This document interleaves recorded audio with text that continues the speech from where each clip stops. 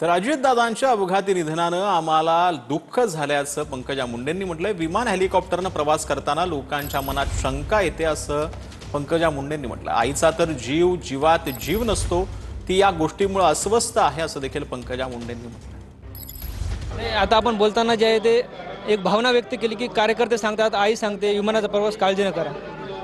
निश्चितच अजितदादांच्या अशा अकाली जाण्याने आणि इतक्या वेदनादायी मृत्यूने आम्हा सगळ्यांना खूप आतून दुःखी केलेलं आहे।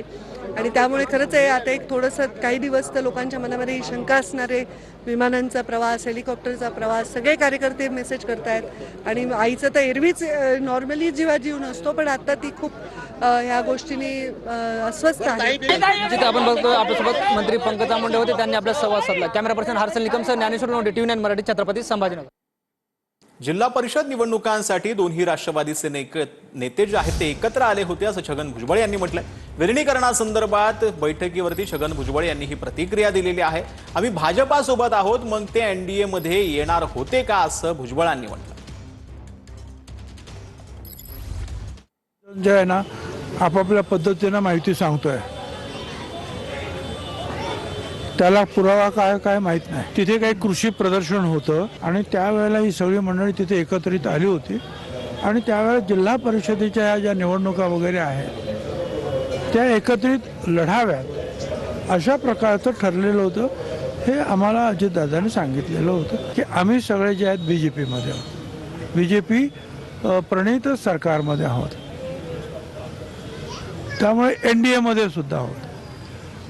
आता याचं काय करायचं? मग काही वेळेला वर्तमानपत्र येतं की एनडीएचा आमचा संबंध नाही, आम्ही एमएनडी मध्ये जाणार नाही वगैरे वगैरे। मग आम्ही सरकारमध्ये बाहेर पडायचं असं काय ठरलं होतं का? उलट सुलट अशा प्रकारचे मला असं वाटतं की बातम्या येऊ नये, चर्चा होऊ नये। तर यशोमती ठाकूरांनी सुनेत्रा पवारांची भेट घेतली। सुनेत्रा पवार चांगलं काम करतील असं यशोमती ठाकूर यांनी म्हटलंय। सुनेत्रा पवार धाडसी, ते परिस्थिती चांगल्या पद्धतीनं हाताळतील, सांभाळतील। भेटीनंतर यशोमती ठाकूर यांनी ही प्रतिक्रिया दिली। अजितदादा आपल्यामध्ये नाही आहे हा विश्वास बसत नाही। आज सुनेत्रा वहिनींची भेट घेतली आणि आपल्याला सामान्य माणसालाच तर ती व्यक्ती गेल्यानंतर एवढी मोकळी जाणवते, तर घरच्यांना काय वाटत असेल हा विचार नक्कीच माझ्या मनामध्ये त्यांच्याशी बोलताना आला।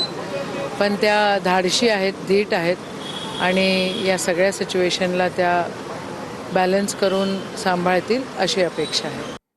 तर अजितदादा आपल्यात असते तर चित्र वेगळं असतं असं रोहित पवार यांनी ट्विट केलं। दादांच्या आत्म्याला, विचारांना ठेच पोहोचेल असं कोणी बोलू नये असं रोहित पवारांनी आवाहन केलंय।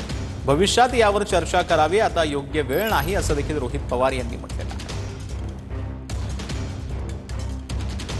तर रोहित पवार यांनी आपल्या ट्विटमध्ये काय म्हटलं ते आपण पाहूयात। अजितदादा गेल्यापासून अनेक जण राजकीय चर्चा करताना दिसतात। अजितदादा आपल्यात असते तर चित्र वेगळं असतं असं रोहित पवार यांनी म्हटलेलं आहे।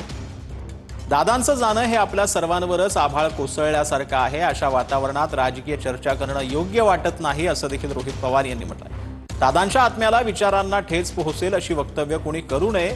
भविष्यात यथावकाश चर्चा करायला अडचण नाही असं देखील रोहित पवार यांनी म्हटलंय। पण त्यासाठीची योग्य वेळ आज नाही हे सर्वांनीच लक्षात घेण्याची गरज आहे असं देखील रोहित पवार यांनी आपल्या ट्विटमध्ये म्हटलं।